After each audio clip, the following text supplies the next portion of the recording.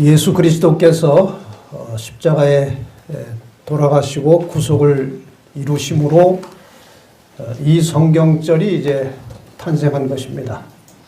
하나님이 세상을 이처럼 사랑하사 독생자를 주셨으니 이는 저를 믿는 자마다 멸망치 않고 영생을 얻게 하려 하심이니라.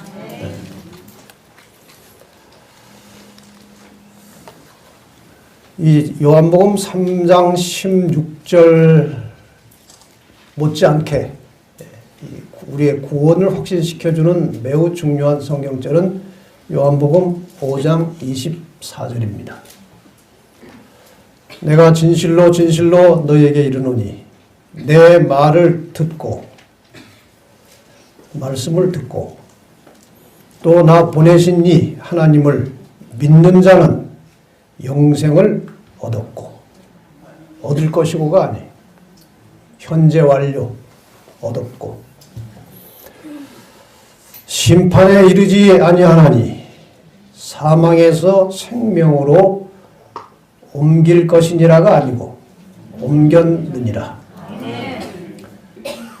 그래서 예수를 믿고 구원받은 사람은 성경적으로 말하면은 그 죽는 것이 아니고 잠자는 것이라고 표현하는 것입니다. 생명이 있기 때문에 그런 것입니다. 그래서 예수님이 오실 때 살아나는 것이 아니고 일어나는 것입니다. 그렇게 표현하고 있어요. 이러한 생명은 예수의 죽음으로만 되는 것이 아니고 그 죽음으로 끝났다면 그것은 발꿈치 다친 게 아닙니다. 머리 다친 겁니다. 죽음으로 끝났다면. 근데 다시 살아나신 것입니다. 십자가에 운명하신 예수께서는 무덤 속에 들어가셨습니다. 아주 좋은 무덤에 부자가 만들어 놓은 요셉의 무덤에 들어가셨습니다.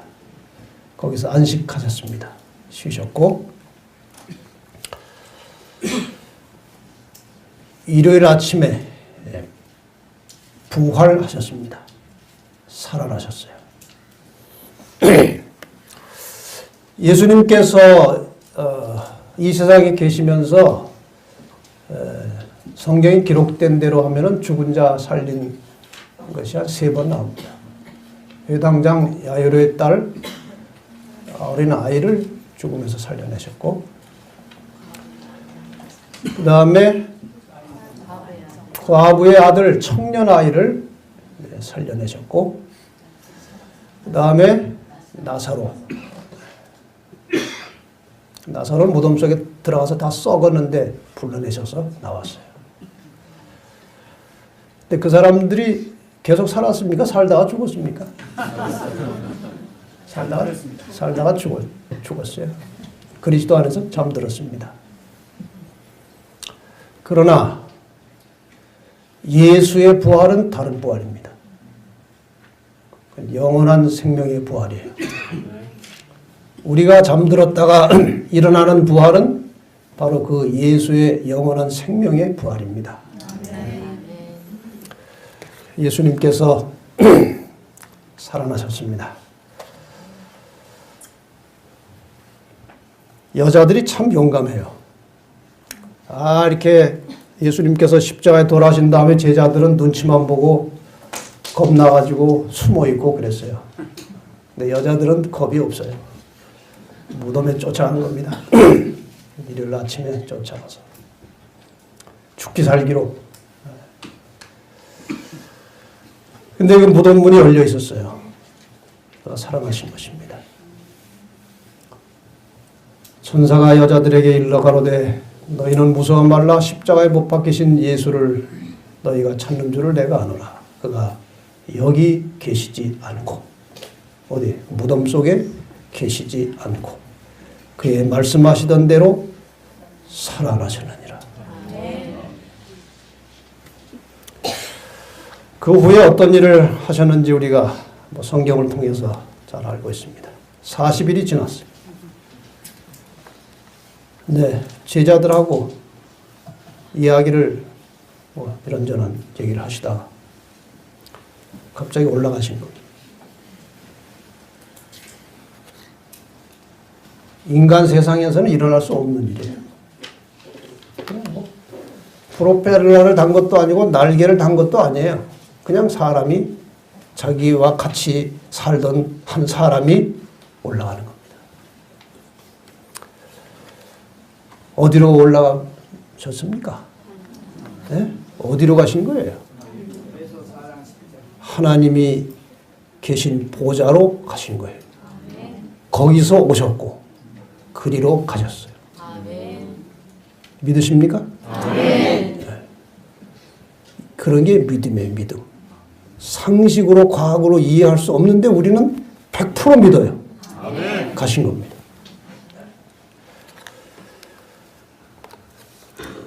저희 보는 데서 올려가시니 구름이 저를 가리워 보이지 않게 하더라. 가셨습니다. 근데 올라가시는 그 예수님께서 그냥 떠나버린 게 아니고 약속을 하셨습니다. 우선 예수님이 올라가시는 그 순간에 이 갈릴리 사람들에게 그 제자들이 한 말입니다. 제자들에게, 갈릴리 사람들에게 천사가 한 말이에요. 올라가니까 그렇게 볼 거 아닙니까? 어디로 가시나? 그때 천사가 한 말이 이것입니다. 갈릴리 사람들아, 어찌하여 서서 하늘을 쳐다보느냐? 너희 가운데서 하늘로 올리우신 이 예수는 하늘로 가심을 본 그대로 오시리라. 아멘. 그러니까 하늘의 천사들이 하나님의 구속의 계획을 다 알고 있는 거예요. 예수님 오실 거 다 천사들도 아는 거예요. 그 전에 이미 예수님께서 돌아가시기 전에 확고하게 제자들에게 약속을 하셨죠. 요한복음 14장 1절로 3절. 우리가 잘 아는 말씀이죠. 뭐 다 알지만 이런 상황에서 다시 한번 또 읽어보는 것은 의미가 있다고 생각이 됩니다. 시작. 너희는 마음에 근심하지 말라. 하나님을 믿으니 또 나를 믿으라. 내 아버지 집에 거할 곳이 많도다. 그렇지 않으면 너희에게 일렀으리라. 내가 너희를 위하여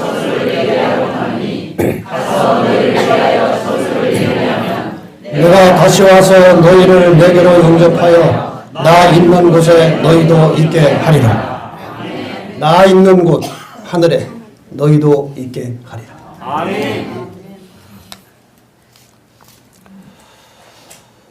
창세기 3장 15절이 이렇게 이제 성취가 되는 겁니다. 여자의 후손 예수께서 오셔서 발꿈치를 상하셨습니다.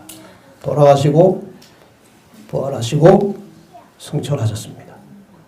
다시 오리라는 약속을 두고 가셨습니다. 이것이 이제 여러 차례 말씀드린 대로 사단이 예수를 십자가에 못 박음으로 예수님의 발꿈치가 상한 바 되었으나 다시 부활하시고 승천하심으로 사탄이 패배하게 된 것이에요. 이것이 여자의 후손의 발꿈치가 상했다는 예언이 성취된 것입니다. 그분이 다시 오실 것이고 그때 악인들은 일단 멸망을 당할 것입니다. 예수께서 재림하심으로 사탄의 모든 권세는 멸망당할 것이고 예수 그리스도와 그의 백성들이 최후의 승리를 얻게 될 것이다. 이렇게 해서 뱀의 머리가 상하여 죽게 되는 것입니다. 물론 완전한 멸망은 1000년이 지난 다음에 되겠지만 일단 여기서 사단은 완전히 패배하는 것입니다. 창세기 3장 15절이 이렇게 긴 역사예요. 잘 아시는 대로 다시 한번 복습하면 구약은 여자의 후손이 탄생하고 발꿈치를 상한 후에 하늘로 올라가셨습니다. 약속을 하셨습니다. 다시 오겠다.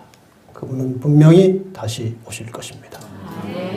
그리고 이 세상은 그 후로 구원받은 성도들의 영원한 나라가 될 것입니다. 구약의 초림의 목적은 사람을 죄로부터 구원하는 것이고, 신약의 예수님의 재림의 목적은 죄로부터 구원받은 사람들을 죄악 세상에서 구출해 가시는 것입니다. 결국 성경의 모든 말씀을 두 단어로 하면은, 두 문장으로 하면은 예수님이 오신다, 예수님이 다시 오신다예요. 그래서 예수님께서 요한복음 5장 39절에 같이 읽을까요? 시작. 너희가 성경에서 영생을 얻는 줄 생각하고 성경을 상고하거니와 이 성경이 곧 내게 대하여 증거하는 것이다. 성경 전체는 다 예수 그리스도에 대한 증거예요.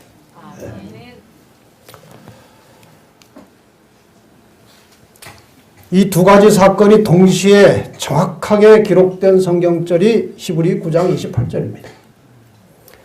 이와 같이 그리스도도 많은 사람의 죄를 담당하시려고 단번에 들이신 바 되셨고, 구원에 이르게 하기 위하여 죄와 상관없이 자기를 바라는 자들에게 두 번째 나타나시리라.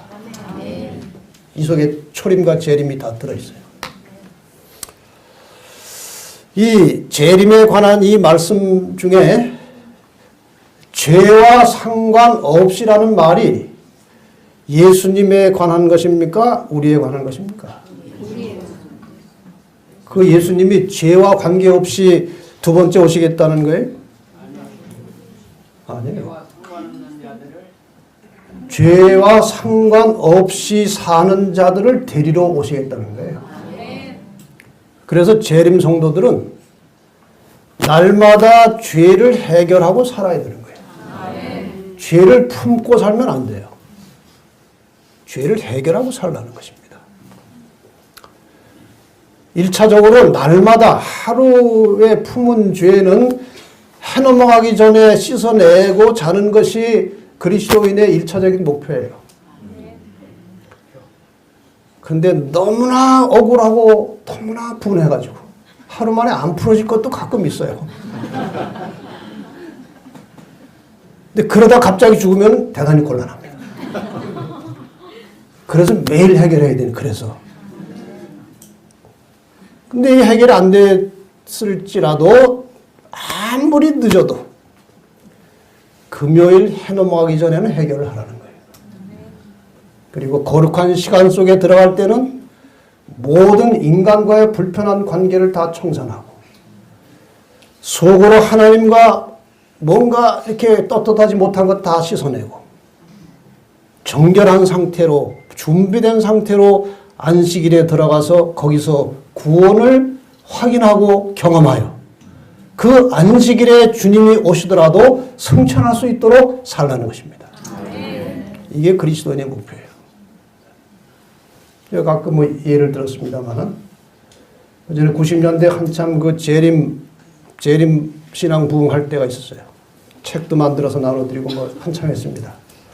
그때 만든 재료가 인사말이 하나 있어요. 인사말. 주님 오십니다. 준비합시다. 이렇게. 주님 오십니다. 준비합시다. 이렇게 사회자가 말하면 대답하는 거예요. 근데 충청합회 어느 교회에서 준비를 하다가 죽으면 어떻게 되냐 이거예요. 준비가 끝나야 되는 거 아니냐. 그 생각을 뭘 한 거예요. 그래가지고 고치자고 그 대답을. 그래서 그 사람들이 어떻게 고쳐놨냐. 준비 끝내시오. 그랬어요. 그거 아주 일리가 있는 말이에요. 한번 해봅시다. 주님 오십니다. 그게 재림 성도예요. 언제 우리의 생명이 다할지 몰라요. 항상 성천 준비 완료하고 사는 것이 재림 성도라야 된다는 것입니다. 우리가 소망으로 구원을 얻었음에 보이는 소망이 아니니 보는 것을 누가 바라리요. 만일 우리가 보지 못하는 것을 바라면 참음으로 기다릴지니라. 끝까지 참으면 이기는 것입니다. 끝까지 참는 자가 얻는 것입니다. 지금 한 부분이 아까 시간이 너무 길어져서 뒤에 끊어버린 거예요. 그러니 매우 중요한 부분이라 이제 말씀을 드렸고, 이제 두 번째 과목은 지금 하는 겁니다. 구속의 역사와 흔들림의 시대인데, 요거는 일과보다는 짧아요. 그러니까 부지런히 한번 해보겠습니다만은 6시부터 식사지? 그리고 저녁은 몇 시부터 시작합니까? 아, 그래요? 네.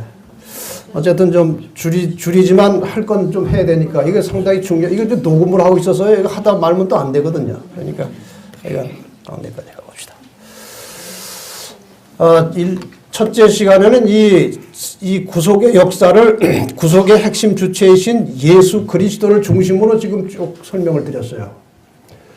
근데 이 하나님께서 인간을 구원하시는 이 인류의 역사, 창세기 3장 15절을 이제 여자의 후손 중심이 아니고 구속의 역사를 중심으로 이제 풀어보려고 하는 것입니다. 그래서 지금 이 시세가 어디까지 우리가 왔는지 그겁니다.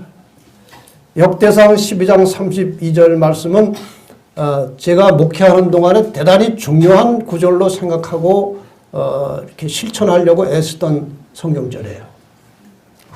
흔히 보는 성경절은 물론 아닙니다. 이사갈 자손 중에서 시세를 알고 이스라엘이 마땅히 행할 것을 아는 두목이 200명이죠. 여기 두목은 지도자들을 말하는 거죠. 지금 때가 어느 때인지, 이러한 때에 하나님의 백성들이 무엇을 해야 되는지를 분별하여 아는 지도자들이 있었다는 거예요. 그렇다면 이 교회 지도자들이 해야 될 매우 중요한 사명은 이 성경의 예언과 말씀 전체를 펼쳐서 이 구속의 역사에 있어서 지금 우리가 어느 때에 살고 있는지, 지금이 어느 시점인지 이것들을 파악해서 성도들에게 제시하고 이러한 때에 성도들이 어떻게 살아야 될지를 구체적으로 가르쳐주고 보여주고 증거하는 것이 지도자들의 사명이라 이것이에요. 네. 그래서 이 시세를 좀 먼저 알아보려고 합니다. 이미 창세기 3장 15절 다 설명을 드렸습니다만은 역시 이 역사적 측면에서도 이 성경절이 이제 지배하고 있어요. 그래서 다시 한번 읽고 넘어가겠습니다. 이제 다 뜻을 알기 때문에 설명할 필요 없겠죠? 읽기만 하겠습니다. 시작. 내가 너로 여자와 원수가 되게 하고 너의 후손도 여자의 후손과 원수가 되게 하리니 여자의 후손은 내 머리를 상하게 할 것이요 너는 그의 발꿈치를 상하게 할 것입니다. 이제 다 배우고 읽으니까 실감이 나죠? 네. 자, 이미 말씀드린 대로 승패는 결정났습니다.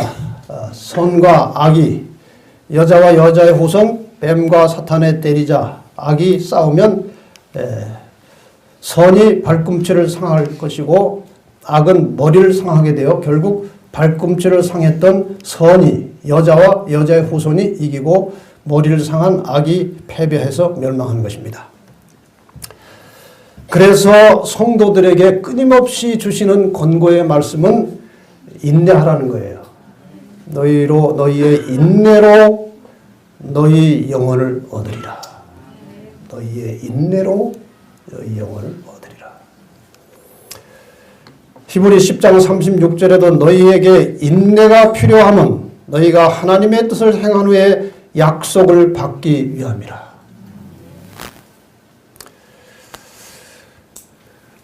일제 전란 때에 제가 그때 그저러 연합회에서 우리 재림 이제 신앙 부흥할 때 재림 신앙에 대한 책자를 펼치면 제일 먼저 나오는 이야기가 이게 이야기입니다. 다 잊어버리고 잘 생각 안 나실 겁니다. 일제 전란 때에 한 신혼 부부가 이제 그 전란 통해 헤어지게 됐어요. 도무지 찾을 길이 없어요. 근데 여자는 학교의 선생이었습니다. 남자는 어떤 다른 사업을 했고, 근데 도무지 만날 수가 없어서, 근데 언젠간 만날 것이라고 기대를 하고 이 여선생은 이제 학교에서 그냥 학교 선생 생활을 1년, 2년, 3년, 4년 하는 겁니다. 남편이 나타나기를 기다리면서. 그러다가 14, 15년이 지났어요. 이제 늙어가는 겁니다. 이제 14, 15년이 지나도 안 나타나는 걸 보니까 죽었다는 생각이 드는 거예요. 자기도 어디 의지하여 살고 싶어요. 너무 혼자 오래 살다 보니까 이제. 그래서 할 수 없이 적당한 사람 만나서 재혼을 했어요. 재혼한 지 한 달 만에 미국에서 연락이 왔습니다. 그 남자도 결혼을 하지 않고 그 여자를 계속 찾고 찾다가 어디에 있다는 사실을 확인한 겁니다. 연락처를 찾아서 빨리 다시 만나서 살자. 나도 지금 혼자다. 여러분 얼마나 괴롭겠습니까? 한 달만 더 참았으면 되는데 한 달을 못 참아가지고 그 비극을 만난 거예요. 결국 그 여자는 그 고통을 견디다 못해 자살하고 끝났어요. 성도에게 인내가 필요한데 끝까지 인내해야 됩니다. 끝까지. 끝까지 참으시면 반드시 승리할 것이고 구원을 얻을 것입니다.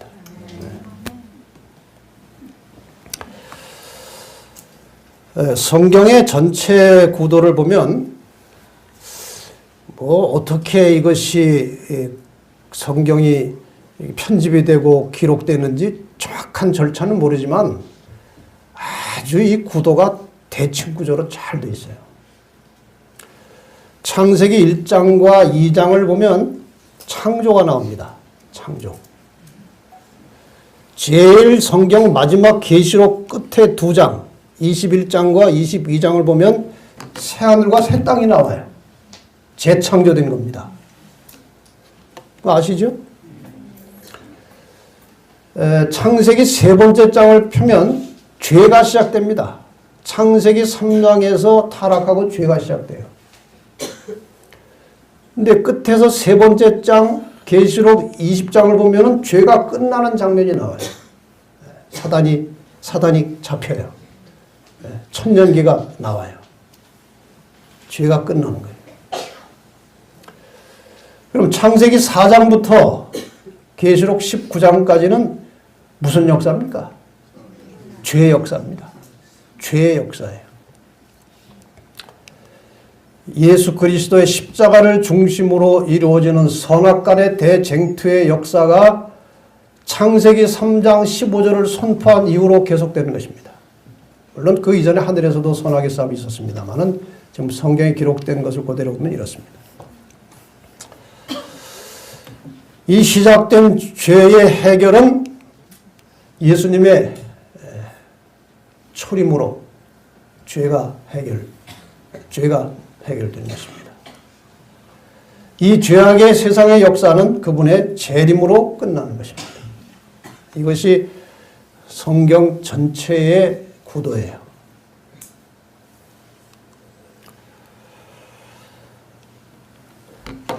근데 그 성경의 그 마지막에 보면은 계시록 12장 마지막에 보면은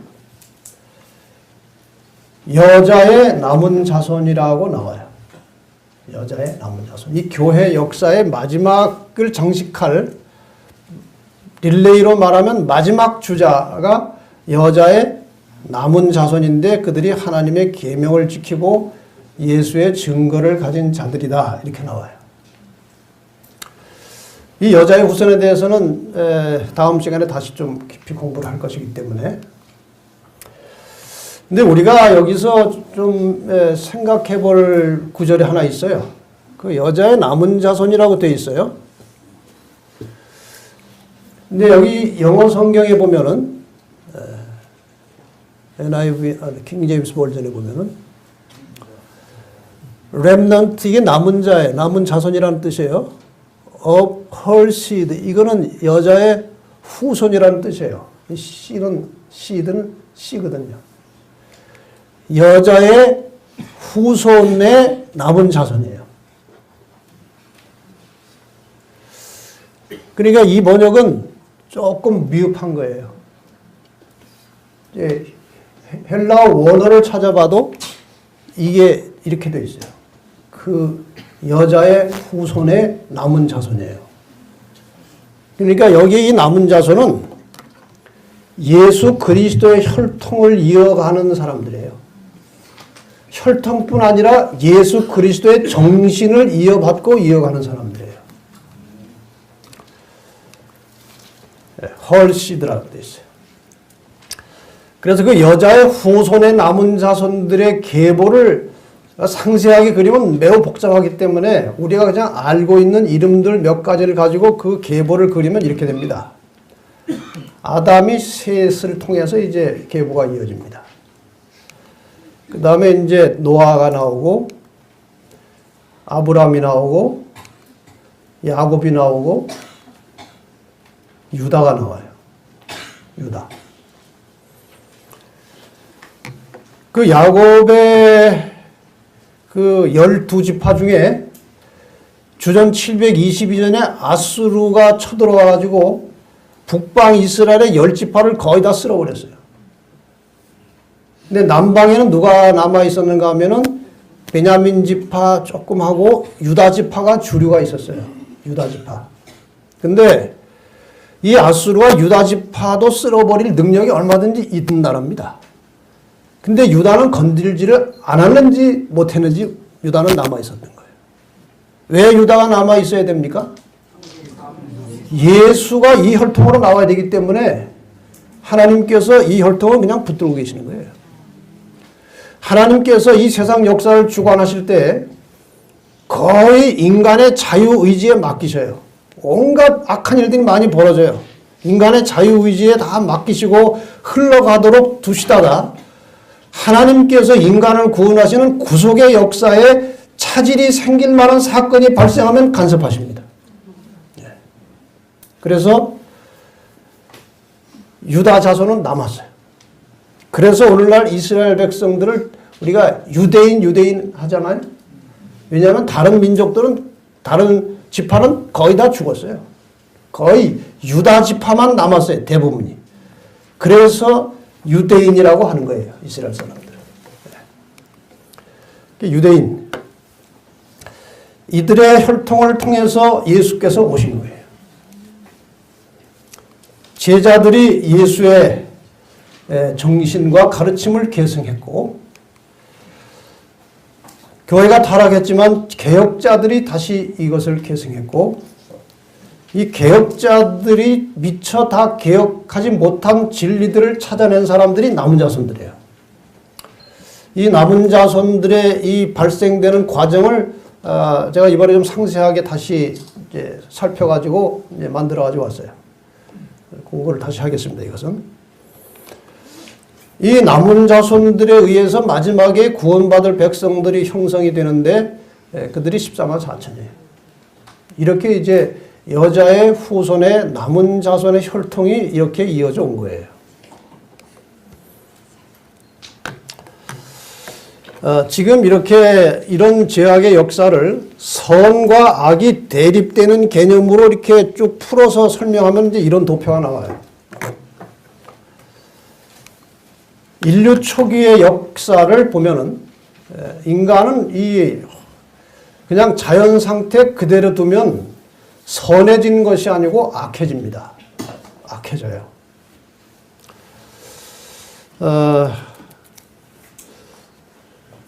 제가 이 최근에 그 이 개신교회에 목회자들이나 지도자라고 이제 상당한 교류가 있어요. 근데 그분들이 좀 가까이 친해지면 그 속에서 이루어지고 있는 여러 가지 부정한 일들, 비리들을 다 얘기를 해요. 솔직하게 다 얘기를 합니다. 그리고 어떤 분은 우리에게 희망이 없다고 그래요. 잘 될 가망이 보이지 않는다는 겁니다. 더 잘 될 가능성이 안 보인다는 거예요. 그리고 우리를 조금 깊이 이해하는 사람들은 우리의 마지막 희망은 재림교회입니다.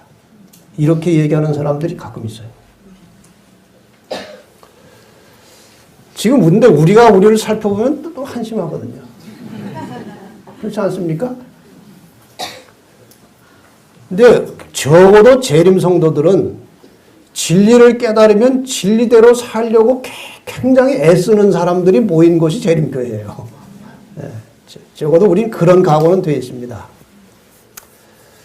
그 뭐 나중에 어떻게 될지 몰라도 지금 말하라면 진리를 위해서 목숨이라도 버리겠다 그렇게 얘기할 수 있어요, 우리들이. 나중에 가봐야 알지만. 근데 일반적으로 많은 교인들이요, 진리를 아무리 확실하게 깨달아도 현재 이 이해관계, 인간관계를 끊지 못하는 것입니다. 그러니까 우리는 그래도 진리대로 살려고 애쓰는 사람인데도 요 정도인데, 그런 개념이 없는 사람들은 성서적이지가 않아요.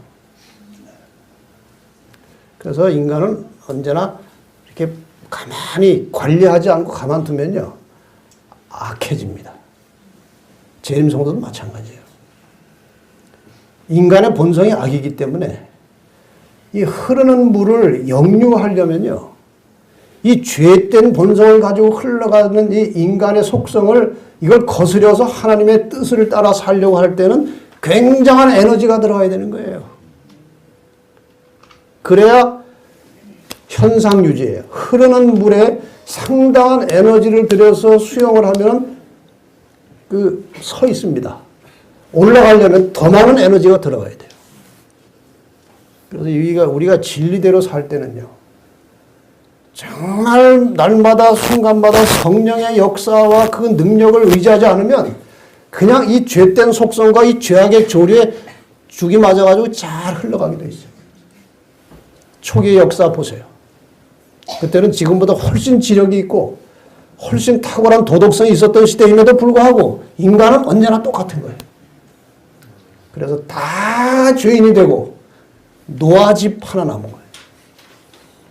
노아의 집마저 넘어가 버리면 하나님께서는 일할 수 있는 사람이 없는 거예요. 하나님께서는 그런 때에 개입하셔요. 노아마저 넘어가 버리면 구속사업은 못하는 겁니다. 더 이상 하나님께서 안 된다. 그래가지고 노아를 불러내신 겁니다.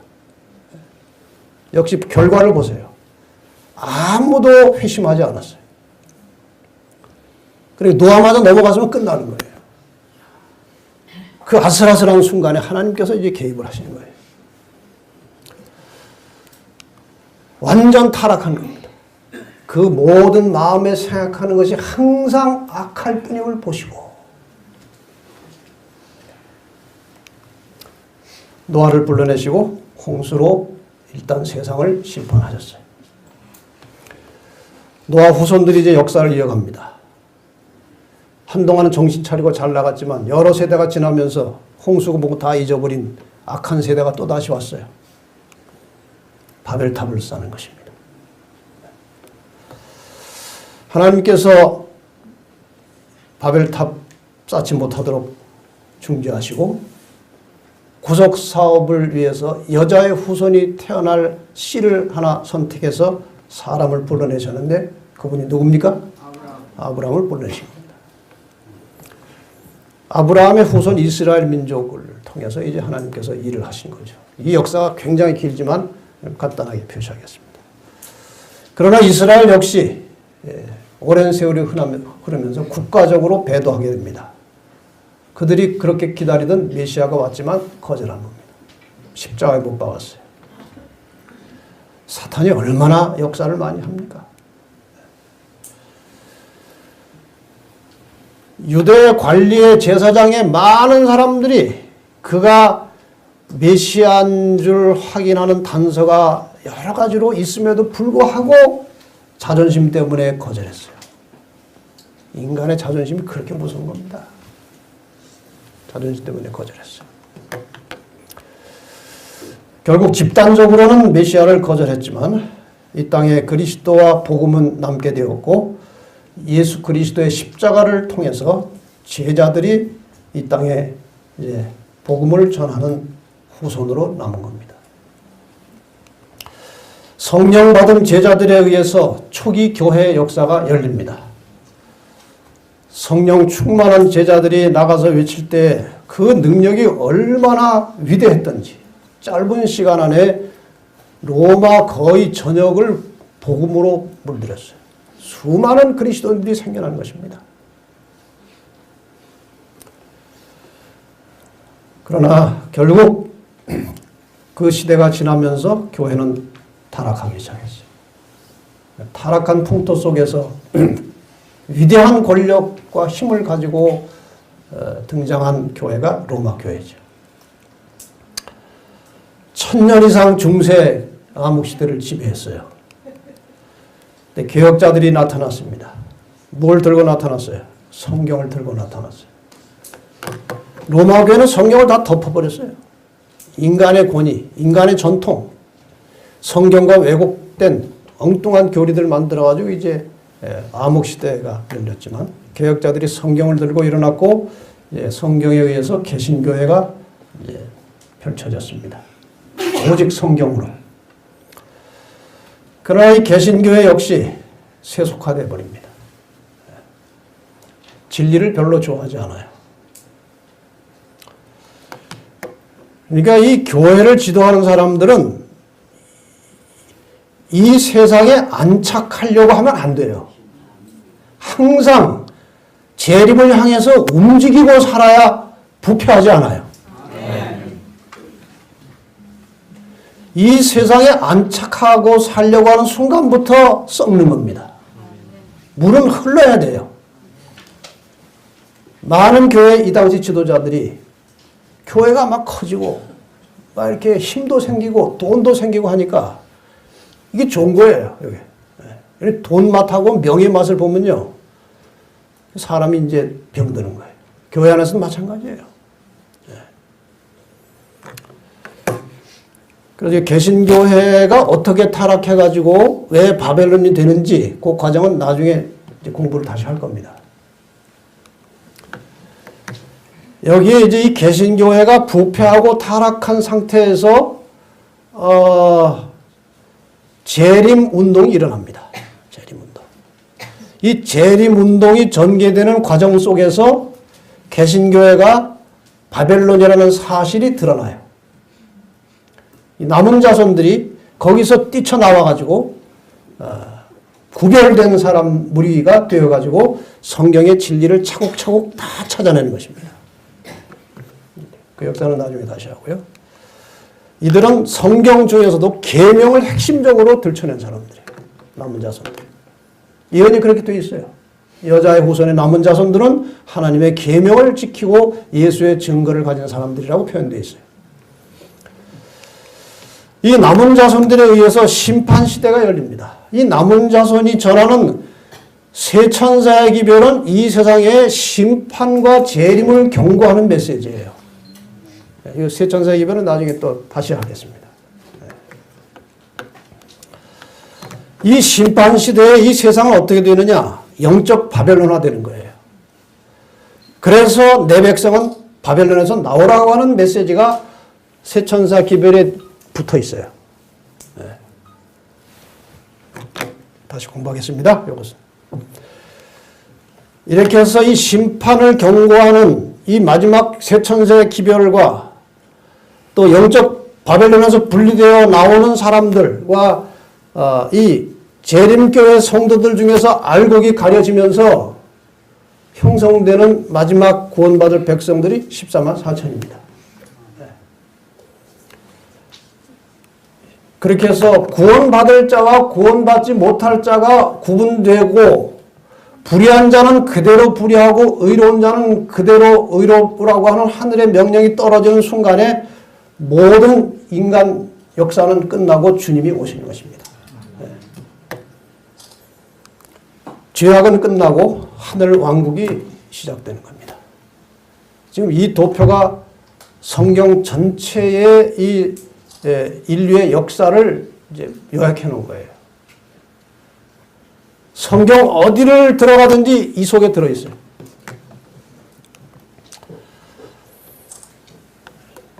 이제 조금 더 다른 각도에서 또 다시 한번 전체를 보겠습니다. 창세기 3장 15절에 나오는 그 내용을 가지고 역사를 다시 이제 풀려고 하는 것입니다. 여자는 구약에서 이스라엘이고 신약에서는 교회예요.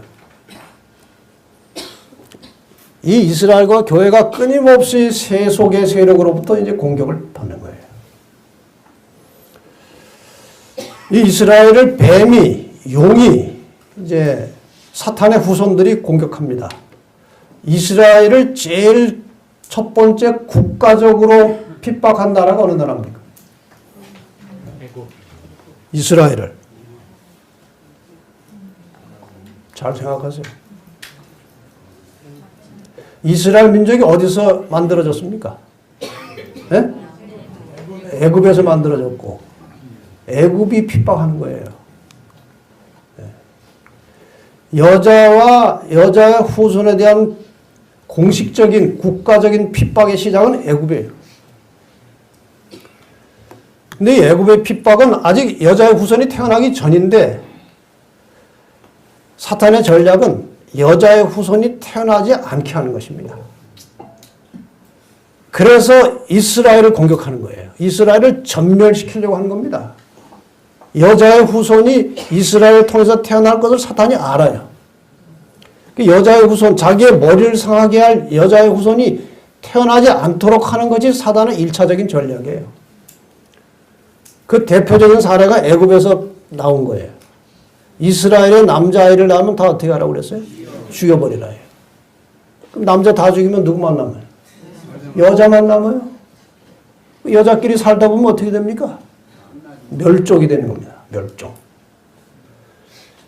그래서 그 이스라엘 집의 남자아이를 죽이라는 것은 바로의 아이디어가 아니에요. 그거는. 사탄의 전략이에요. 다 거기에 관계가 있는 것입니다. 그 다음에 이제 넘어가겠습니다. 애굽, 그 다음에 아수르, 그 다음에 바벨론, 페르시아, 헬라, 로마 제국은 특별한 나라입니다.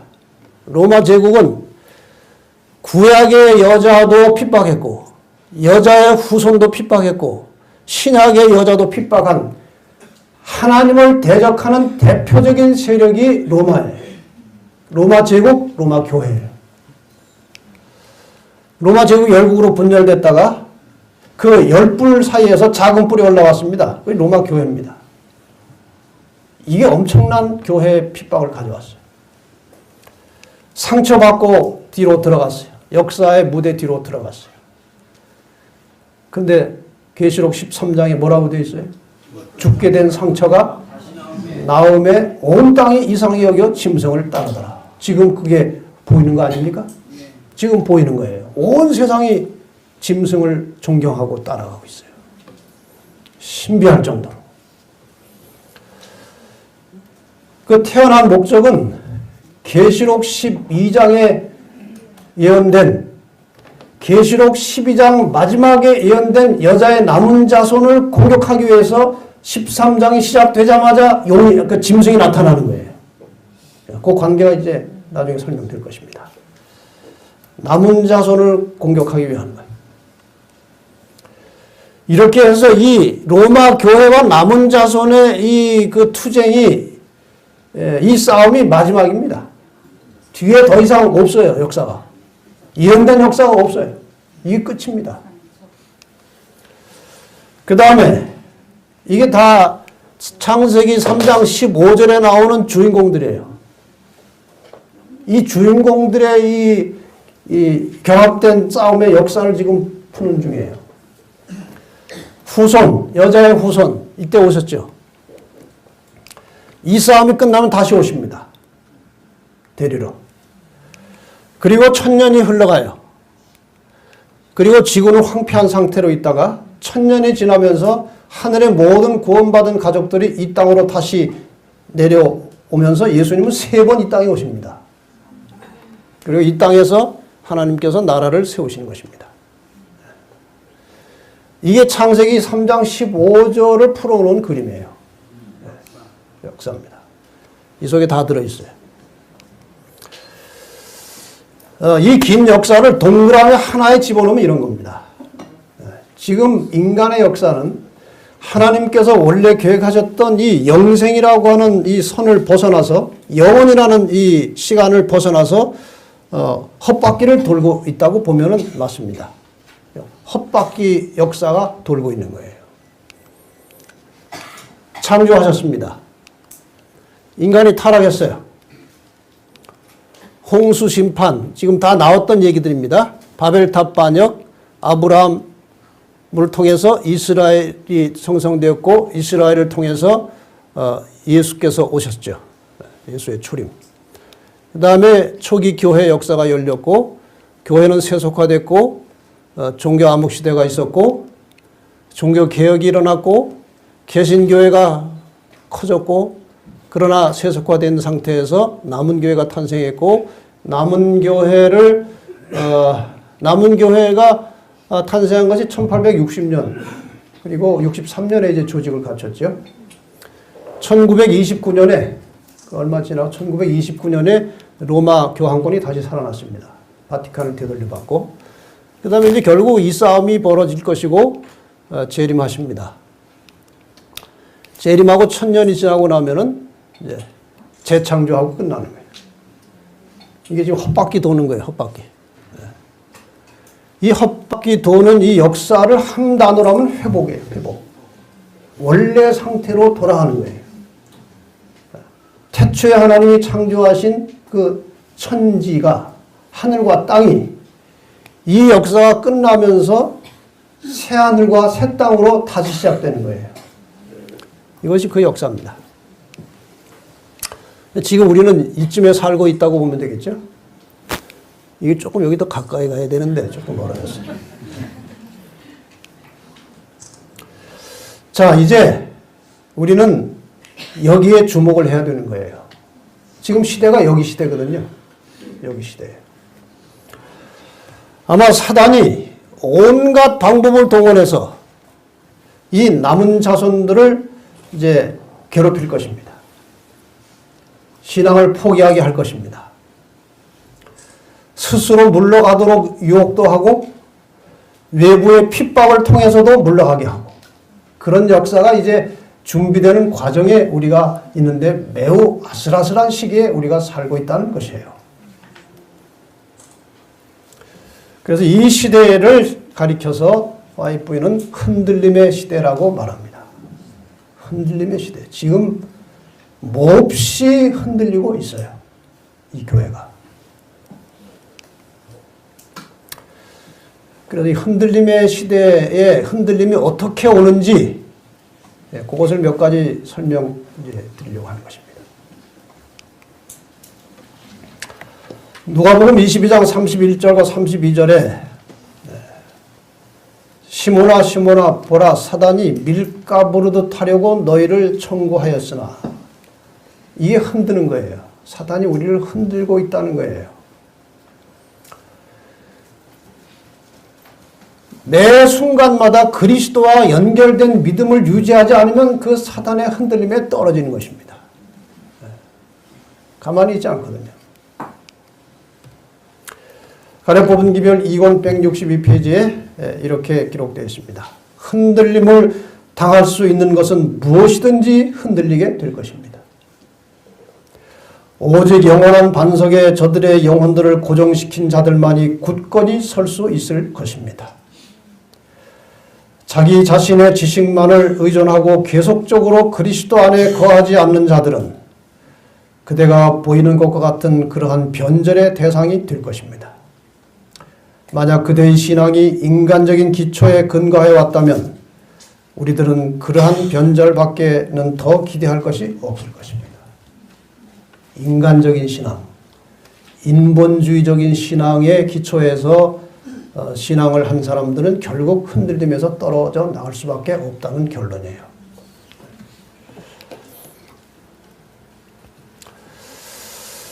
자, 이것은 어디에 나오는 정답은 아닙니다.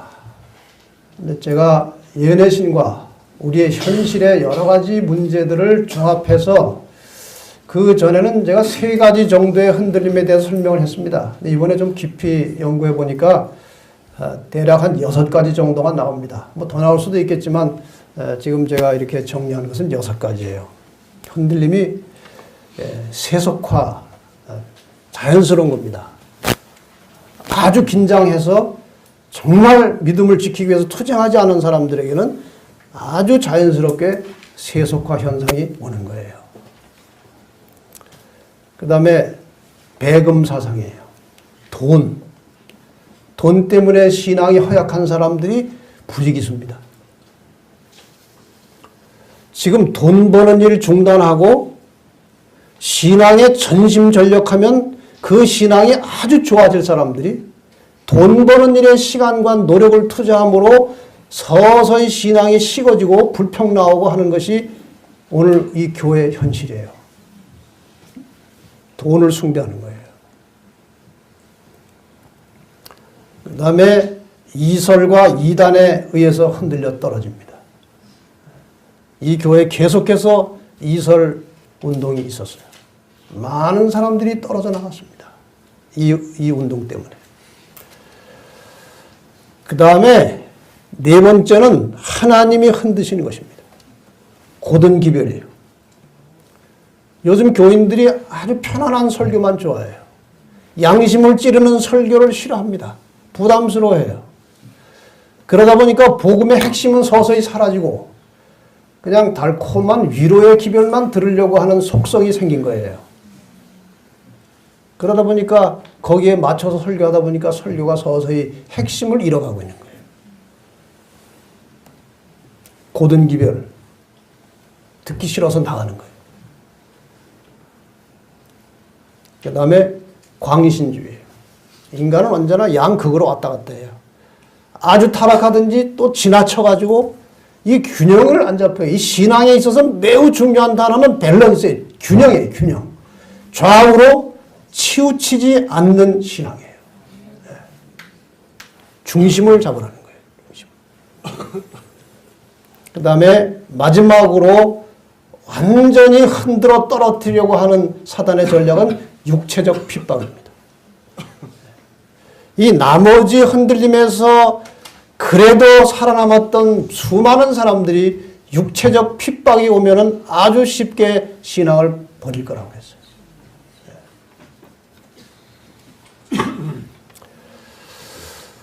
자, 이 6가지를 좀 잠깐 설명을 드리겠습니다. 세속화예요. 가려 뽑은 기별 254페이지에 극도의 세속화는 사단의 가장 성공적인 유혹들 중에 하나였다. 사단은 인간의 마음과 정신이 세속적인 매력에 이끌려 하늘의 사물들을 생각할 여지가 없도록 계획하고 있다. 나쁜 일 하는 게 아니에요, 이것은. 세속화라는 것은 나쁜 일을 하는 게 아닙니다, 별로, 초기에는. 그냥 너무 인간적이고 일상적인 일에 몰두하다가 보니까 영적인 사물에 서서히 멀어지는 거예요. 그 전에 불평 안 하다는 것이 괜히 불평스럽고, 그 전에 목사가 좋아 보이더니 왠지 꼭 보기가 싫고,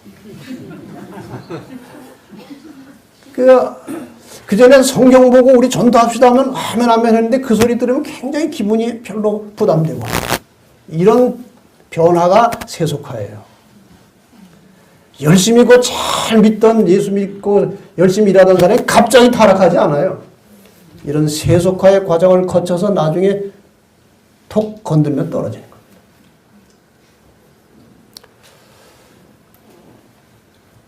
세속적인 사물들은 하늘의 사물들을 어둡게 하고 저들의 안목과 지식에서 주님을 내쫓는다.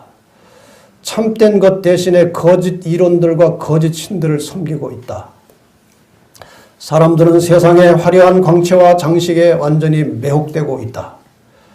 저들은 세속적인 사물에 너무나 밀착되어 약간의 세속적인 이득을 얻기 위하여서도 어떤 죄라도 지을 것이다.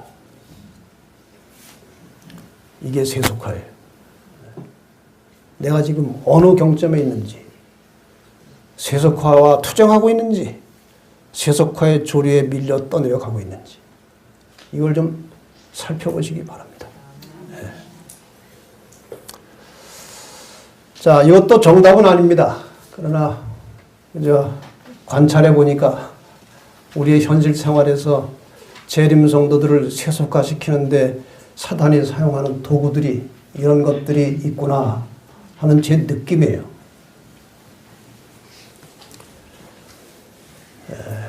가장 무서운 도구가 TV입니다. TV는 우리의 많은 시간을 빼앗고 있고 우리의 정신을 서서히 병들게 만드는 거예요. TV 프로그램을 만드는 그 PD들에게 아마도 사단이 강력하게 역사하고 있을 것입니다. 그래서 TV에서 하는 여러 프로그램에 익숙해지다 보니까 이혼하는 것이 별로 문제가 아니에요. 결혼하기 전에 뭐 이렇게 저렇게 뭐 남자 여자 사는 것도 뭐 별로 심각하지가 않아요. 거기에서 다 보거든요, 그런 거. 남의 남자와 남의 여자와 바람나는 게 너무나 일상이에요. 거기에 자꾸 익숙해지다 보면요, 그런 것에 대한 감각이 둔해지는 거예요. 도덕적 양심이 무뎌지는 거예요. 텔레비전 프로그램이 다 그런 걸 조장하고 있어요. 여러분, 텔레비전 앞에 아예 없으면 좋고, 있어도 이 컨트롤할 수 있는 능력이 없으면요, 없는 게 나아요. 적어도 있으면 컨트롤할 수 있는 능력이 있어야 돼요. 저희 집에도 텔레비전은 있어요. 근데 저는 뉴스도 안 봅니다. 그전에 뉴스를 좀 보려고 했더니 여기엔 묘하더라고요. 뉴스 40분이가 끝나고 나면 스포츠 뉴스도 보게 되고 그거 보면 또 날씨도 나오고 그러다 보니까 1시간 훌딱 지나가고 그리고 저녁에 기도는 몇 분 하느냐? 5분, 10분.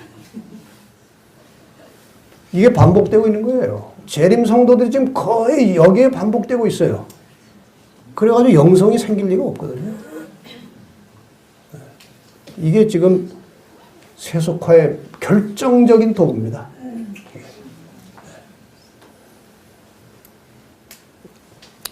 설교 들을 때는 뱅숭뱅숭 해가지고 아무 감동도 못 받는 사람이 연속곡 들으면서 눈물 흘리고 앉았고 그게 세속화예요. 그다음에 스마트폰이에요. 이 속에 그 조그만 기계 속에 세계가 들어있어요. 세계가. 그 속에 없는 게 없는 거예요. 요거 몇 개만 누르면 죄가 그냥 나옵니다. 그리고 얼마나 많은 시간을 여기다 쏟고 있습니까? 그거 보고 이제 성경 찾고 뭐 예내신 찾아서 읽고 뭐 이렇게 예내신 낭송 하나 듣고 뭐 그거 괜찮죠. 그런 건 거의 안 하고 어쨌든 이게 무섭게 인간을 세속화시키고 있어요. 이것이. 아이들 보세요. 스포츠. 온 세계가 스포츠에 미쳐 있어요. 뭔 세계 대회가 그렇게 많은지요. 4년마다 하는 게 하도 많다 보니까 매년 뭐가 있는 거예요. 세계가 안 하면 아시아가 하고, 아시아가 안 하면 한국이 하고, 한국이 안 하면 동네가 하고. 스포츠. 여러분, 스포츠 조심하세요. 뭐든지 도가 넘어가면 문제가 생기는 거예요. 유행. 여러분, 옷이 얼마나 많습니까? 네? 뭐 여기 계신 분들은 별로 없을 것 같아요. 유행이 그게 뭐 이것도 말해 넓어졌다 좁아졌다 하고 그 넓을 땐 또 넓은 거 샀다가 좁아지면 또 좁은 거 샀다가 요새는 또 아웃도어라나? 아웃도어? 아니, 길가에 돌아다니는 사람이 전부 다 등산복 입고 돌아다녀. 아니, 등산도 안 가는데 왜 등산복을 입고 다닙니까? 이게 다 유행이에요, 유행. 장사꾼들에게 그 상업의 광고에 넘어가는 거예요. 네. 특히 한국 사람들. 외국에 와서요, 외국 사람들 한국에 와가지고 그 등산, 가까운 조그만 동산에 등산하는 복장을 외국 사람들이 보고요. 저 정도면 에베레스트 산 등산한다고 그래요. 에베레스트 산. 우리나라 이렇게 문제입니다. 유행. 음악이에요. 음악에 사단이 깊이 침투해 들어와 있어요. 지금 우리가 이걸 어떻게 바로잡아야 될지 모르겠는데 복음성가 안에도 사단이 깊이 들어와 있어요. 잘 골라야 돼요. 복음성가를 그 멜로디만 듣고 은혜스럽다고 하는데요. 그 가사를 보면요. 복음이 들어있지 않아요. 저는 그전에 이 물가로 나오라는 찬미가 참 좋더라고요. 물가로 나오라. 그 찬미가 아주 감동적이고 좋았어요. 근데 이제 어떤 분이 이제 이 문제 가지고 이제 강의를 하는데 그 물가로 나오라는 가사를 가만히 보면요. 그 물가가 어딘지가 없다는 거예요. 그게 예수님인지 그리스도의 품 안인지 그런 게 없다는 거예요. 가사 속에. 그래서 그 물가로 나오라는 노래를 시작한 그 가수는 지금 동성애자가 됐어요. 많은 노래에 교리가 담겨져 있지 않아요. 그런 것들이 지금 교회 안에 숱하게 들어와 있어요.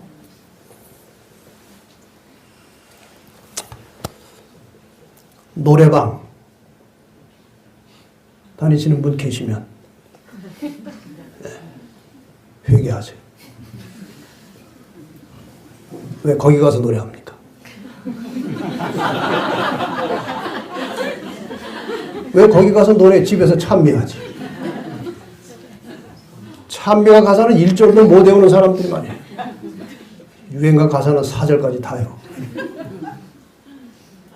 이게 우리를 지금 세속화시키고 있어요. 이런 게 다 쌓여서 영적으로 자꾸 무관심해져 가는 거예요. 영적인 게 싫어지는 거예요. 영적인 감각이 둔해져 가지고 설교를 들어도 느낌이 안 오는 거예요. 서적들, 아무 서적이나 읽지 마세요. 서적 속에 아주 달콤하고 멋있는 말 속에 사탄이 집어넣는 독약이 들어있다는 것입니다. 인본주의적. 여러분 그 명상하고 앉아있는 거 멋있게 보이잖아요? 그거 많이 합니다. 그거 깊이 들어가면요. 결국 하나님 없는 자기가 신이 되는 거예요. 그 결말이 그겁니다. 자기 자신의 의지와 노력 가지고 못할 게 없어요. 그걸 하게 되면. 하나님 필요 없습니다. 어쨌든 서적들 속에 여러 가지 문제가 들어있어요. 잘 고르셔야 돼요. 예내신이 얼마나 좋은 게 많습니까? 그거는 잘 안 읽고. 소설들, 철학책, 인문학 서적. 저는 목회자들이 종종 인문학 서적 가지고 이 설교단에서 길게 인용하는 거 보면 굉장히 우려가 됩니다. 그 속에 생명이 없어요. 그 말씀 속에, 글 속에 능력이 없는 거예요. 이런 것들입니다. 음식. 음식이 구원과 관계 있느냐 없느냐 질문해요. 직접은 없을지 몰라도 간접적으로 관계 있습니다. 관계 있어요. 정결한 음식, 하나님이 주신 원식물을 먹어야 돼요. 그게 사람의 머리를 맑게 하고 영적인 감각을 예민하게 닦아주는 것입니다. 분주함. 이 다른 모든 것에 자유할지라도 분주함의 노예가 되었으면 그건 사탄에게 들어가 있는 거예요. 분주함. 너무 바빠요. 이런 것들이 다 지금 우리를 병들게 하고 있는 것들입니다. 그 다음에 돈이. 아까 말씀드렸습니다. 잠깐. 롯의 아내는 뒤를 돌아본 거로 소금 기둥이 됐더라. 왜 돌아봤습니까? 재물이 타고 있는 것이 아까워가지고 돌아본 거예요. 돈. 롯의 처를 생각하라. 롯의 처를 생각하라. 부자 청년이 예수님께 와가지고 구원에 대해서 물었습니다. 예수님께서 이런저런 대화를 하다가 나중에 하신 말씀은 내 소유를 팔아서 가난한 자들에게 주라. 그러면 하늘에서 보화가 있겠다.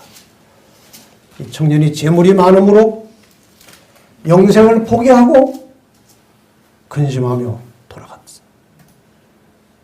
영생보다 돈이 더 중요한 것입니다. 이 청년에게. 디모데전서에 보면은 우리가 아무것도 가져온 것이 없지 않느냐. 인간은요, 아무리 망해도 믿져야 본전이에요. 가져온 게 아무것도 없는데 뭘 가져갑니까? 믿져야 본전이에요. 욕심 부리지 말라는 거예요. 여기 뭐 태어날 때 속옷 입고 나온 분 계십니까? 반지 끼고 나온 분 계십니까? 다 맨몸으로 왔어요. 근데 지금 우리는 너무나 많은 것을 가지고 있어요. 돈을 사랑함이 일만하게 뿌리가 된다고 그랬어요. 너희 보물을 하늘에 쌓아두라. 하늘에 쌓아두라. 보물을 하늘에 쌓는다는 것이 무엇인지 아십니까? 예.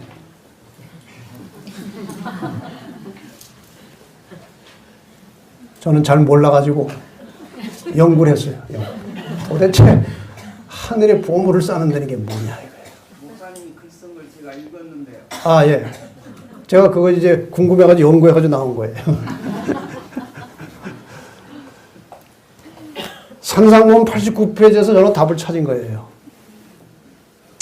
그리스도의 은혜를 통하여 사람의 마음속에 하늘을 향해 가고자 하는 욕망을 불러일으키는 모든 언행. 말이 참 복잡하게 되어 있는데 쉽게 말하면 다른 사람 전도해서 하늘에 가도록 하라는 거예요.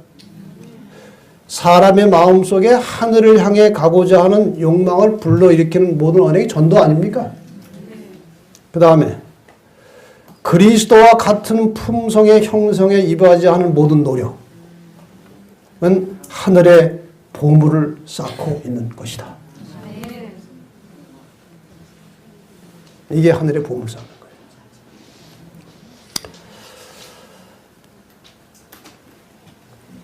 하늘에 보물을 쌓는 것은 이 땅에서 사는 동안에 나에게 주어진 재물을 복음 전도의 품성 변화에 투자하라는 거예요. 복음 전도에 투자하는 것은 뭔지 여러분이 다 아셔요. 선교 사역에 헌신하는 것입니다. 품성 변화에 투자하라는 것은 이웃을 돕는 것입니다.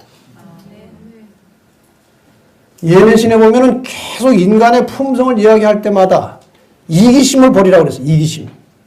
남에게 베풀고 나눠주고 후하게 대하라는 거예요. 이것이 인간의 품성을 그리스도의 품성으로 변화시킨다는 것입니다. 그래서 가난하고 어려운 이웃들을 위해서 도움의 손길을 베풀고 복음 전도를 위해서 헌신하는 것이 하늘의 보물을 쌓는 것이라고 그랬고 이 두 가지는 별개가 아니고 하나라는 거예요. 복음 전도에 관심을 가지고 뭔가 선교적 열정을 가지고 일하는 사람들에게 남에 대한 관심이 생기고 그 사람들의 뭔가 필요를 채워줘야 전도가 되는 거예요. 그 사람들 밑으로 들어가서 섬겨줘야 전도가 되는 거예요. 그게 바로 겸손과 희생입니다. 예수님께서 보여주신 거예요. 그걸 가지고 다 합쳐져 가지고 그러니까 우리 그 그리스도 선교봉사에도 그 말씀 나오잖아요. 하나님께서 우리가 일 안 해도 천사를 동원해서 하나님의 방법으로 복음 사업 끝낼 수 있다고 그랬어요. 그런데 오늘 우리에게 선교 사명을 주신 것은 그리스도와 같은 품성을 담게 하기 위해서 선교 사명을 주셨다고 그랬어요. 그렇다면은 선교 정신이 없고 선교 활동에 종사하지 않은 사람들은 품성 변화가 안 일어난다는 것입니다.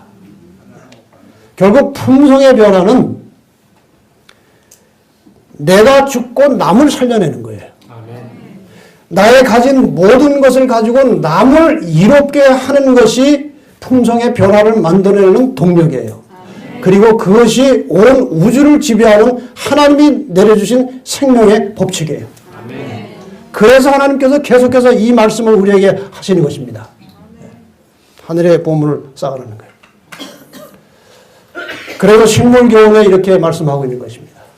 하나님의 형상대로 형성된 품성은 전도를 포함해서 우리가 이 세상에서 내세로 가져갈 수 있는 유일한 보물이다.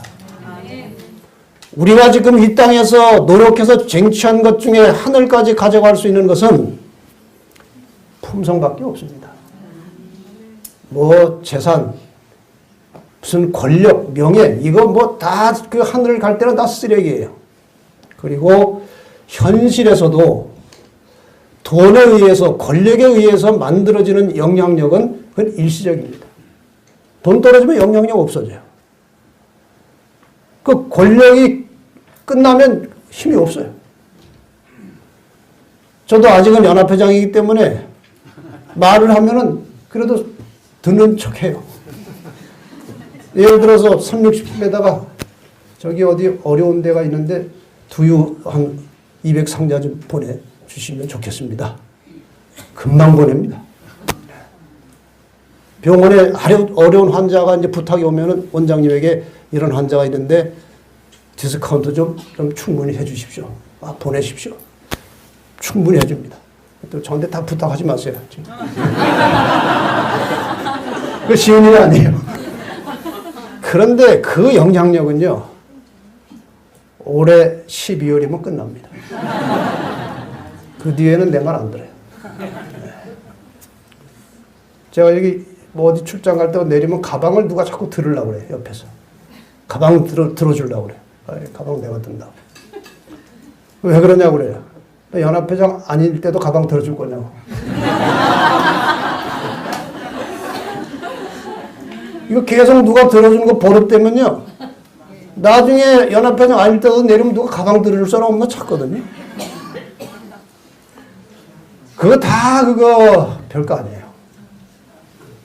진정한 재산은 품성이에요. 아무도 빼앗아갈 수 없어요. 그리고 그 영향력과 감화력은 언제 어디서나 유효한 것입니다. 하늘까지 가는 거예요. 그래서 우리 하늘에 가면 두 가지 보물을 발견하게 될 것인데, 하나는 변화된 품성이고 또 하나는 구원한 영혼들이 보물이라고 했어요. 거기다 투자하라는 것입니다. 그게 지혜예요. 지혜. 하나님이 주시는 말씀 속에 들어있는 지혜입니다. 네. 이단 이설은 사탄이 인간을 미혹하는 매우 중요한 방법이에요. 여기 사단이 인간을 빼앗아가는 단계를 제가 가만히 생각해 보니까 1단계는 무신론이에요. 신을 못 믿게 하는 거예요. 그래도 믿으면 하나님 말고 잡신, 미신 믿게 하는 거예요. 그래도 하나님 믿으면 2단 2설로 끌고 나가는 거예요. 그래도 남아있으면 세속화로 끌고 나가요. 이런 모든 과정을 거치고 남은 사람들이 남은 자손.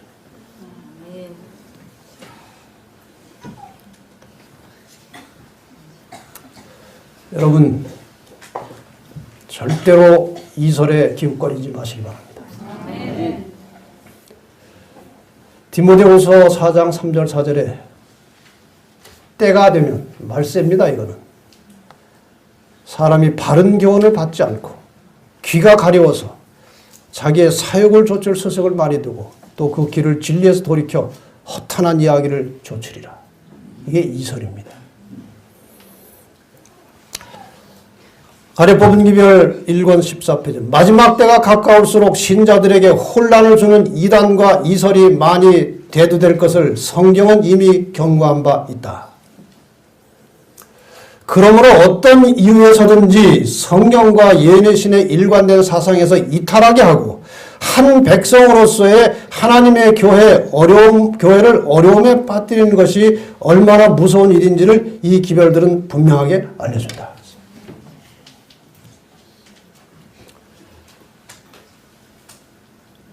중언복음 1권 169페이지입니다.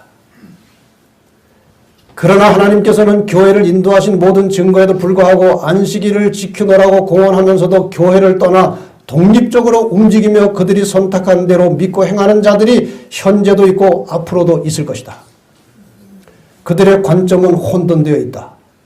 그들의 흩어져 있는 상태가 하나님께서 그들과 함께 하지 않는다는 불변의 증거라고 그랬어요. 자신들이 옳고 하나님께서 특별히 그들을 가르치고 감동시키고 인도하셨다고 주장하는 독자적인 마음을 가진 개인들이 언제나 존재해왔다. 기도했는데 하나님께서 꿈으로 보여주셨다는 거예요. 기도하는데 음성이 들렸다는 것입니다. 여러분 혹시 기도하는데 뭔가 확신이 와서 무슨 소리 같은 것이 들려도 그냥 속으로만 생각하세요. 다른 사람들이 다니는 내가 음성 들었다. 저는 음성 들었다는 사람을 아주 어려워해요. 저 사람은 음성을 듣는데 나는 왜 음성을 못 들을까? 그런데 치중해 있는 사람은요, 음성 듣는데 뭔가 이렇게 환상 보는데 그 믿음의 기초를 둔 사람은요, 사탄이 장난하기가 아주 쉬워요. 사단도 아주 감미로운 음성 할 수 있고 꿈 줄 수 있어요. 거기에 신앙의 기초를 두면 안 돼요. 우리의 모든 신앙의 기초는 말씀의 원칙으로 지배를 받아야 돼요. 이것으로 시금석으로 증거를 받아야 되는 것입니다.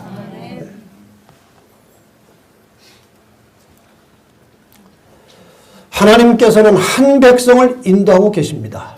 한 백성. 그들이 잘못하면 하나님이 견책해 주실 것이고 바로잡아 주실 것이에요. 지금 이 남은 자손이 어떤 교회인데 하나님께서 그냥 바벨론화 되도록 버려두시겠습니까? 이게 마지막이거든요. 하나님께서는 여기저기서 한 사람씩 인도하시는 것이 아니라 한 무리의 백성을 인도하고 계십니다. 또한 주님께서는 진리에 속하여 있는 한 교회를 이 지상에 가지고 계십니다. 이 뒤에 교회가 없어요. 비록 연약하고 흠이 있을지라도 하나님께서는 이 교회를 통해서 사업을 끝마치실 것입니다. 그분께서는 뿔뿔이 흩어진 분파들을 여기서 하나 저기서 하나 인도하고 계시는 것이 아니고 한 백성을 인도하고 계신다고 그랬어요. 싸우는 교회는 승리한 교회가 아니래요. 교회에 여러 가지 결함이 보여요. 지도자들도 뭐 여러 가지 약점과 허물이 있어요. 싸우는 교회는 승리한 교회가 아니에요. 마지막에 하나님께서 다 가라지를 가려내실 것이니까 너무 교회 상태에 대해서 그렇게 염려하지 말고 자기를 보셔야 돼요. 자기를. 성경에 깊이 들어가면 들어갈수록 그리스도가 보이고 그리스도가 보일수록 비추어서 자기를 보게 됩니다. 성경과 동떨어져 있는 사람은 자꾸 남을 보는 것입니다. 교회는 마치 쓰러질 것처럼 보일 것이나 결코 쓰러지지 않을 것이다. 아멘. 하나님께서 교회를 붙들고 계십니다. 쓰러지지 않습니다. 네 번째, 고든기별. 교회 보내는 권면 338페이지에 나는 내가 본 흔들림의 뜻을 물어보았다. 그러자 그것은 라오디게아 교회에 대한 참된 증인의 권고에 의해 들려진 바른 증언으로 말미암아 생기게 될 것임을 보았다. 고든기별. 이 마지막 때 이 주의 백성들이 어떻게 준비해야 될지 하나님의 말씀을 있는 그대로 전하는 이 고든기별이 듣기 싫은 사람들이 떨어져 나갈 것이라.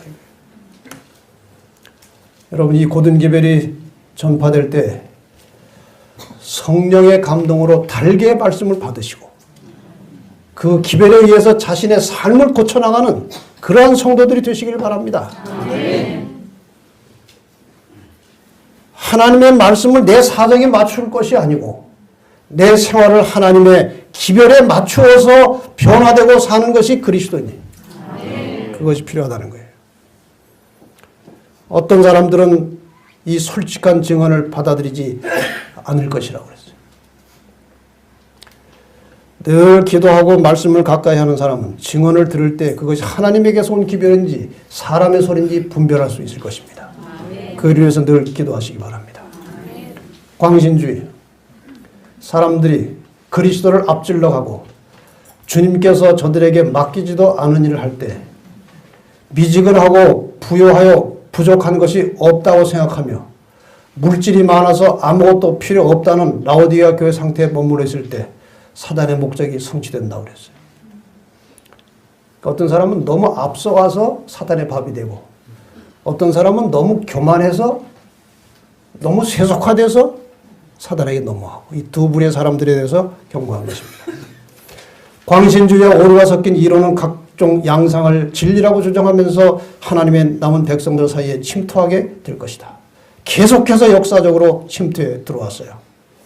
우리들은 온갖 것들이 침투하여 확고한 교리와 혼합될 것을 예상하고 명철하고 신령한 식별력과 하늘의 기름 부으심을 힘입어 거룩한 진리와 속된 것을 분별해야만 한다.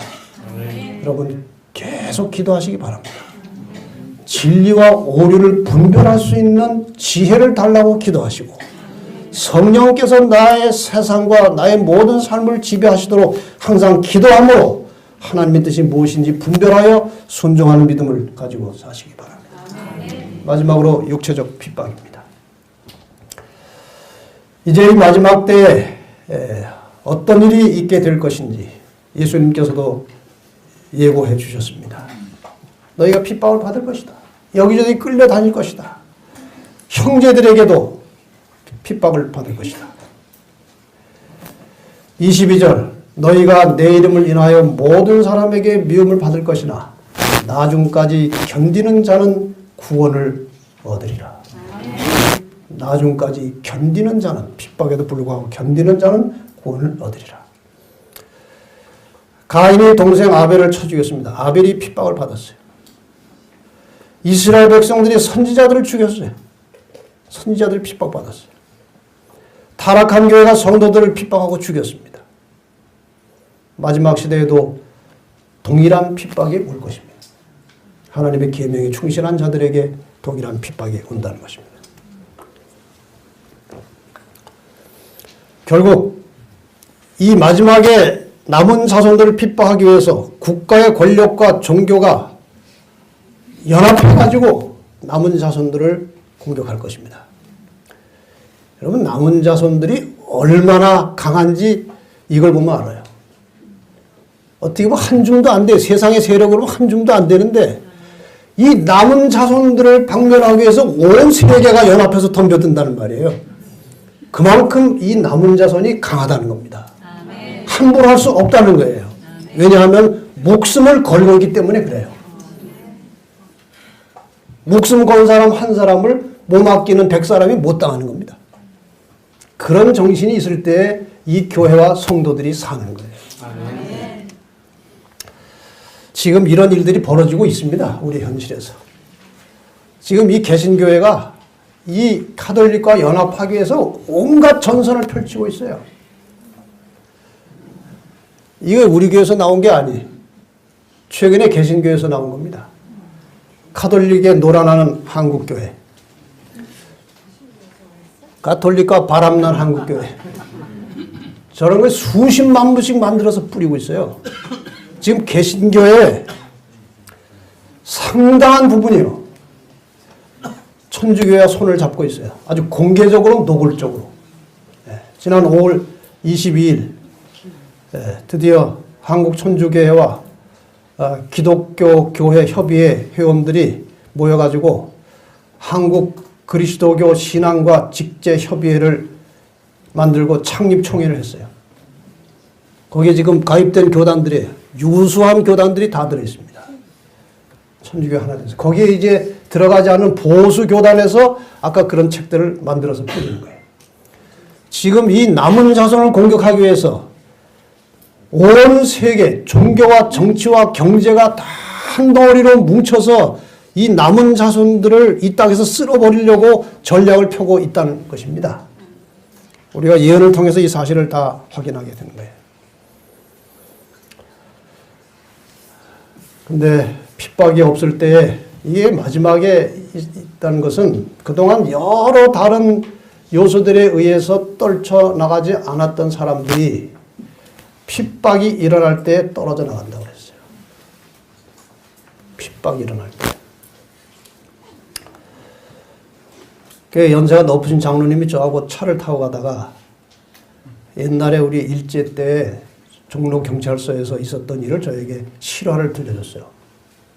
자기 그때 청년이었대요. 그래가지고 종로경찰서에 주먹밥 만들어서 그 옥에 갇힌 우리 교회 지도자들에게 배달을 했대. 주먹밥을 배달해주고 이렇게 그런 일을 하셨대요, 본인이. 근데 거기 자꾸 출입하면서 그 종로경찰서의 경찰들하고 이렇게 친하게 했대.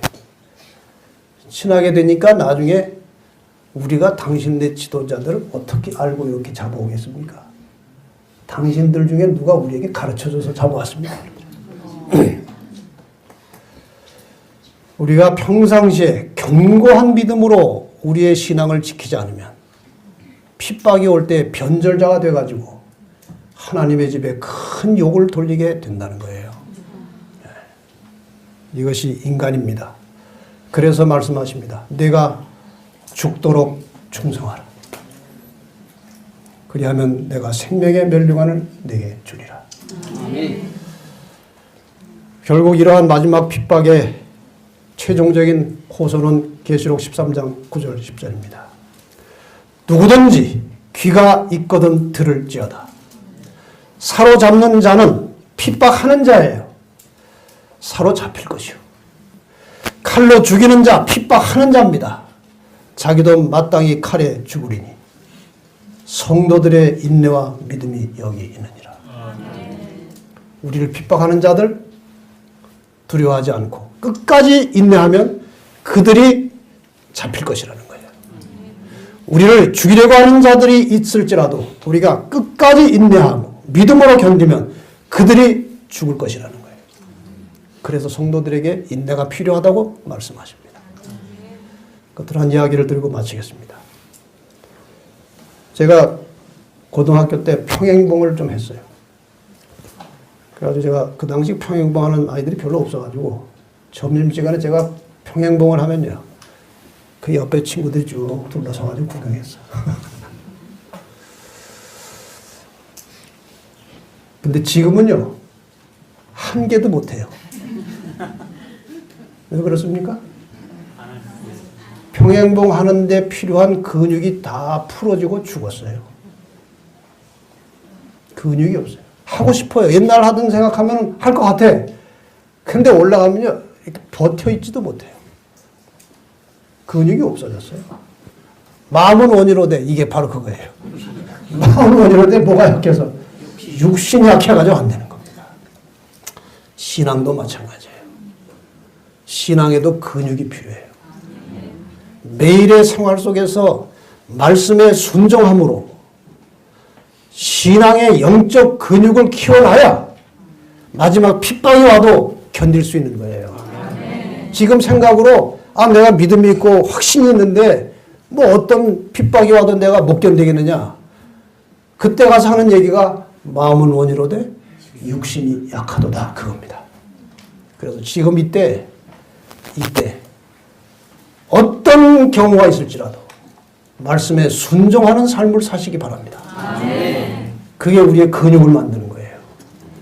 오늘 진리를 위해서 모든 것을 포기하고 목숨까지 버릴 각오가 돼 있고 그대로 살아야 나중에도 그런 상황이 오면 버틸 수 있다는 겁니다. 네, 그런 죽도록 충성하는 믿음을 가지고 승리자가 되시기를 바랍니다.